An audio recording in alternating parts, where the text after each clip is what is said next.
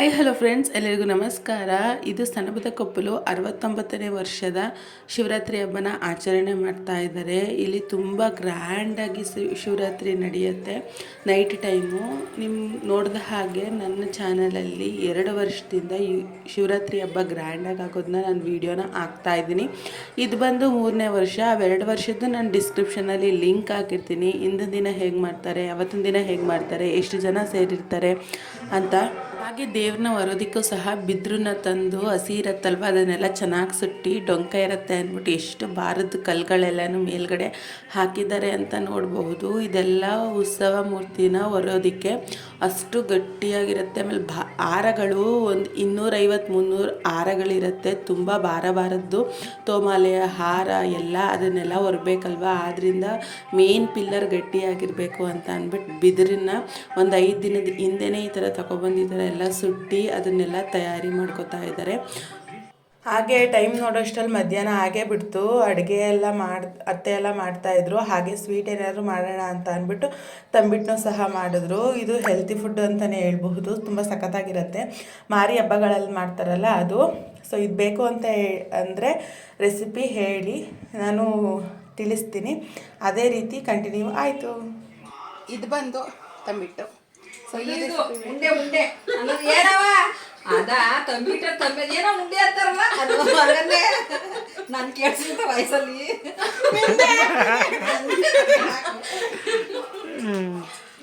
ಇಲ್ಲ ರಕ್ಷಿತಕ್ಕ ಅದೇನು ಉಂಡೆ ಹೇಳಕ್ಕ ರಕ್ಷಿತಕ್ಕ. ಇದೊಂಥರ ಸ್ನ್ಯಾಕ್ಸು, ಹಾಗೆ ಡಯಟು, ಹೆಲ್ತಿ ಸ್ವೀಟ್ ಅಂತ ಹೇಳ್ಬೋದು. ಸೊ ಈ ರೆಸಿಪಿ ಬೇಕು ಅಂತ ಅಂದರೆ ಕಮೆಂಟ್ಸ್ ಮೂಲಕ ತಿಳಿಸಿ. ಸೊ ಮುಂದಿನ ವಿಡಿಯೋದಲ್ಲಿ ಹಾಕೋಣ.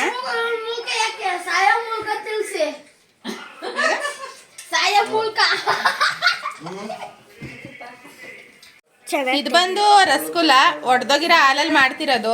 ರೋಸ್ ಫ್ಲೇವರ್ ಹಾಕಿದ್ದೀನಿ. ಇದನ್ನ ಸಕ್ಕರೆ ಪಾಕದೊಳಗಡೆ ಹಾಕ್ಬಿಟ್ಟು ಬೇಯಿಸೋದು. ಸೊ ಈ ರೆಸಿಪಿ ಬೇಕು ನೋಡ್ತೀವಿ. ಈ ಹುಡುಗರುಗಳ ಕಾಟ ಅಂತೂ ತಡೆಯಕ್ಕಾಗಲ್ಲ, ವಿಡಿಯೋನೂ ಮಾಡೋಕ್ಕಾಗಲ್ಲ, ಮಾಡ್ಕೊಡೋದು ಇಲ್ಲ. ಮಾಡ್ಕೊಡ್ತಾವ್ರೆ. ಈ ರೆಸಿಪಿ ಬೇಕು ಅಂದ್ರೆ ಕಮೆಂಟ್ಸ್ ಮಾಡಿ ತಿಳಿಸಿ. ನೋಡಿ ಹಿಂಗೆ ಒಳಗೋಗಿರೋದೆಲ್ಲ ಏನಾರ ಮಾಡ್ಬಿಟ್ಟು ಇಲ್ಲ ಅವನ್ನೆಲ್ಲ ಇವನಿಗೆ ತಿನ್ನಿಸಿ ಅಂತ ಹೇಳಿದ್ದಾರೆ. ಅಂದ್ರೆ ಕಸದಿಂದ ರಸ ಅಂತ ಅಷ್ಟೇ, ಚೆನ್ನಾಗಿರತ್ತೆ. ಬನ್ನಿ. ಹಾಗೆ ಕೆರೆಗೆ ಹೋಗಿ, ಇದು ಬಂದು ತಣ್ಣೂರು ಕೆರೆ. ನೀವು ಫೇಮಸ್ ಆಗೈತೆ, ಕೇಳಿರಬಹುದು. ತಣ್ಣೂರು ಕೆರೆನ ಫಿಲಮ್ಗಳೆಲ್ಲ ತೆಗಿತಾ ಇರ್ತಾರೆ. ಅಲ್ಲಿ ಹೋಗಿ ದೇವ್ರನ್ನ ತೊಳ್ಕೊಂಡು ಬರೋದು. ಊರಿಗೆ ತುಂಬ ಹತ್ತಿರವಾದ ಕೆರೆ. ಹಾಗೆ ಮಾಮ ದೇವ್ರ ವಿಗ್ರಹನ ತೊಳ್ಕೊಬರೋದಕ್ಕೆ ಹೋಗಿದೆ. ಸ್ನಾನ ಮಾಡಿಸ್ಕೊಂಡು ಬಂದಮೇಲೆ ಅದು ಹೊರಡ ಅಂಥದ್ದು ಉತ್ಸವ. ಸಂಜೆಗೆ ಉತ್ಸವ ಇರೋದು. ಆದರೆ ಮಧ್ಯಾಹ್ನ ಒಂದು 3:30 ಅಷ್ಟರಲ್ಲಿ ದೇವ್ರನ್ನೆಲ್ಲ ತೊಳ್ಕೊಂಡು ತಿರ್ಗಾ ಅಲ್ಲಿ ಪೂಜೆ ಮಾಡಿಕೊಂಡು ವಾಪಸ್ ತಗೊಬರ್ತಾರೆ. ಆಮೇಲೆ ಇಲ್ಲಿ ರೆಡಿ ಆಗ್ತಾ ಇದೆ ನೋಡಬಹುದು. ದೇವ್ರಿಗೋಸ್ಕರ ಅಂತ ಅಂದ್ಬಿಟ್ಟು ಜನಗಳಿಗೆ ಕೊಡೋದಕ್ಕೆ ಸಿಹಿ ಪೊಂಗಲ್ ಮಾಡ್ತಾಯಿದ್ದೀವಿ. ಅದ್ರ ಜೊತೆಗೆ ರಸಾಯನ ತೀರ್ಥ ಅಂತ ಇರುತ್ತೆ. ಇದ್ರ 2ನೇ ದಿನ ಬಂದು ಎಲ್ಲರಿಗೂ ಪಲಾವು ಹಾಗೆ ಚಟ್ನಿ ಬಾದ್ರೂಸ ಅಂತ ಮಾಡಿಸಿದ್ರು. ಅದು ಊರವ್ರ ಜನಕ್ಕೆ. ಇಲ್ಲಿ ನಾವು ಮನೆಯಲ್ಲೆಲ್ಲ ರೆಡಿ ಮಾಡ್ಕೊತಾ ಇದ್ದೀವಿ. ಬೆಲ್ಲದ ಪಾಕ ತೆಗೆದು ಹಾಗೆ ಹೆಸರು ಬೇಳೆ ಎಲ್ಲ ಹುರಿದು. ಬೆಲ್ಲದಲ್ಲಿ ತುಂಬ ಗಲೀಜಿರುತ್ತೆ. ನೀವು ಬಿಳ್ಳಗೆ ಅಂತ ಅಂದ್ಬಿಟ್ಟು ಸೀದಾ ಹಾಕಬೇಡಿ, ಸೋಸ್ ಹಾಕಿ. ನೋಡ್ರಿ ಈ ಕಡೆಗೆ ಹೊಟ್ಟೆ ಗಿಂಡಷ್ಟು ಬಂದಿದ್ಯಾ.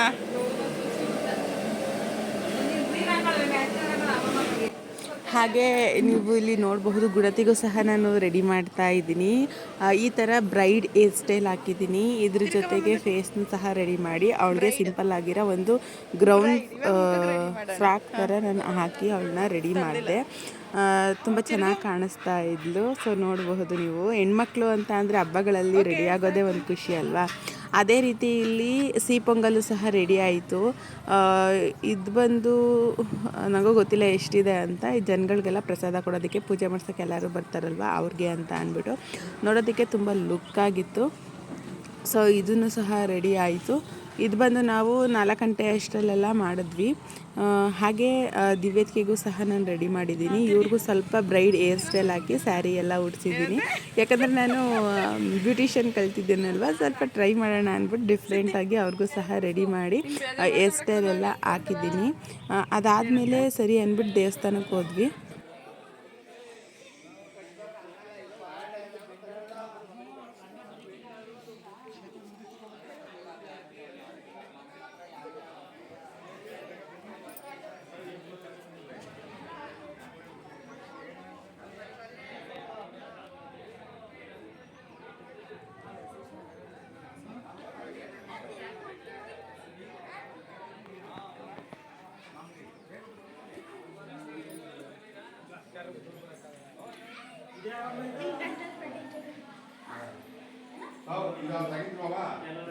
ಏನು ಹೂಗಳೇ ತಂದಿಲ್ಲ ಜಾಸ್ತಿ ಜಾಸ್ತಿ ಹೂಗಳು.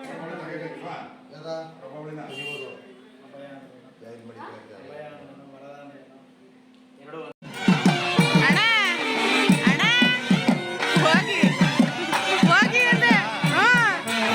ನೀವು ಏನು ಮಾಡ್ತೀರಾ ಕೆಲಸ ಕೆಟ್ಟೋಗಿದ್ದೀರಾ ಹೋಗಿ.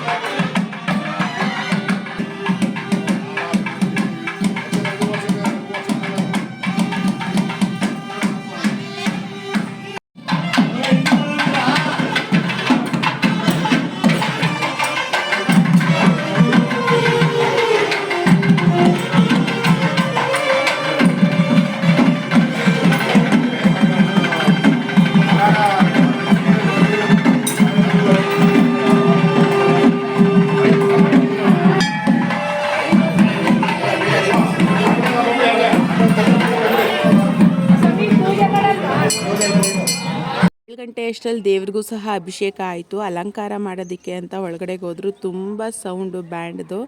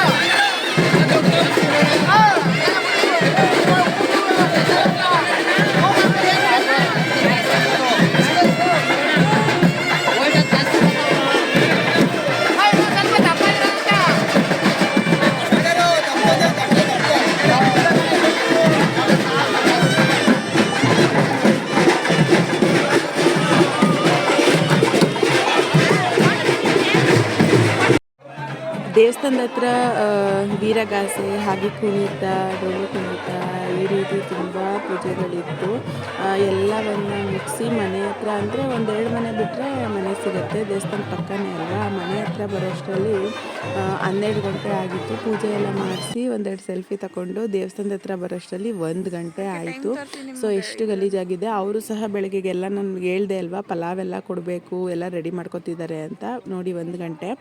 ಅವರು ಸಹ ಪಾತ್ರೆ ಎಲ್ಲ ತಗೊಬಂದು ತರಕಾರಿ ಎಲ್ಲ ಹೆಚ್ಕೊಂಡು ರೆಡಿ ಮಾಡ್ಕೊತಾ ಇದ್ರು. ನನಗೆ ಮೊದಲೇ ಅಡುಗೆ ಅಂದರೆ ಇಷ್ಟ. ಸೊ ಹೋಗಿ ನೋಡಿ ಕೇಳ್ತಾ ಇದ್ದೆ, ಹೆಂಗೆ ಮಾಡ್ತೀರಾ, ಏನೇನು, ಎಷ್ಟೆಷ್ಟು ಅಂತ ಅಂದ್ಬಿಟ್ಟು. ಅವ್ರವ್ರ ಕೆಲಸಗಳು ನಡೀತಾ ಇತ್ತು. ಇದು ತುಂಬ ಗ್ರ್ಯಾಂಡ್ ಹಬ್ಬ, ಊರಿಗೆಲ್ಲ ಊಟ ಇರುತ್ತೆ 2ನೇ ದಿನಕ್ಕೆ.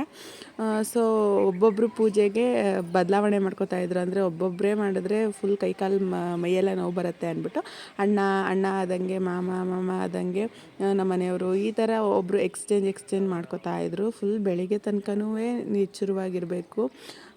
ತುಂಬ ರಿಸ್ಕ್ ಪೂಜೆ ಅಂತ ಅಂದರೆ ಅಷ್ಟು ಸುಲಭ ಅಲ್ಲ, ತುಂಬ ರಿಸ್ಕ್ ಆದ ಕೆಲಸ ಅಂತಲೇ ಹೇಳ್ಬಹುದು. ಭಯ ಭಕ್ತಿ ಜೊತೆಗೆ ನೋಡಬಹುದು ನೀವು ತರಕಾರಿ ಎಲ್ಲ ಯಾವ ರೀತಿ ಹೆಚ್ಕೊತಾ ಮಾಡ್ತಾ ಇದ್ದಾರೆ ಅಂತ. ಪಲಾವು ಹಾಗೆ ಕಾಯಿ ಚಟ್ನಿ ರೆಡಿ ಮಾಡ್ತಾ ಇದ್ದಾರೆ. ಬಾದ್ರಸ್ಥಾನ ಆರ್ಡ್ರ್ ಮಾಡಿದರು. ಅಷ್ಟರಲ್ಲಿ ಪೂಜೆ ಮಾಡಿ ಬನ್ನಿ ಅಂತ ಕರೆದ್ರು. ಅದಕ್ಕೆ ಹೋಗಿ ಹೊಲೆಗೆ ಪೂಜೆ ಮಾಡಿ ಗಣಪತಿ ಅನ್ನಪೂರ್ಣೇಶ್ವರಿ ನೆನೆಸ್ಕೊಂಡು ಹಾಗೆ ಹನುಮ ದೇವ್ರನ್ನ ನೆನೆಸ್ಕೊಂಡು ಎಲ್ಲ ಚೆನ್ನಾಗಾಗಲಿ ಒಳ್ಳೆಯದಾಗಲಿ ಅಂತ ಪೂಜೆ ಮಾಡ್ತಾ ಇದ್ದಾರೆ. ಎಲ್ಲ ಕಡೆ ಹೇಗೆ ಅಂತ ಅಂದರೆ ಊರಹಬ್ಬ ಅಂತ ಅಂದರೆ ಎಲ್ಲೆಲ್ಲಿ ಕೊಟ್ಟಿರ್ತಾರೆ ಹೆಣ್ಮಕ್ಳನ್ನ, ಎಲ್ಲೆಲ್ಲಿ ಊರು ಬಿಟ್ಟು ಹೋಗಿ ಸೇರ್ಕೊಂಡಿರ್ತಾರೆ, ಎಲ್ಲರೂ ಬಂದು ಹಬ್ಬಗಳನ್ನ ಆಚರಣೆ ಮಾಡ್ತಾರೆ. ಅದೇ ರೀತಿ ಇಲ್ಲೂ ಸಹ ಅಷ್ಟು ಸಖತ್ತಾಗಿರುತ್ತೆ. ಹಾರಗಳು ಮಾತ್ರ ಒಂದಕ್ಕಿಂತ ಒಂದು ಚೆನ್ನಾಗಿರುತ್ತೆ. ವೆರೈಟಿ ಗುಲಾಬಿಗಳಾಗಿರಬಹುದು, ಹಣ್ಗಳ ಹಾರ ಆಗಿರಬಹುದು, ಕನ್ನಡಿಗಳು ಪೋಣಿಸಿರೋ ಅಂಥ ಹಾರ ಆಗಿರಬಹುದು. ಒಂದು 300 ಹಾರ ಇತ್ತೇನೋ, ಎತ್ತಕ್ಕಾಗದೇ ಇರೋಷ್ಟು, ಹೊರಕ್ಕಾಗದೇ ಇರೋಷ್ಟು ನೋಡಬಹುದು.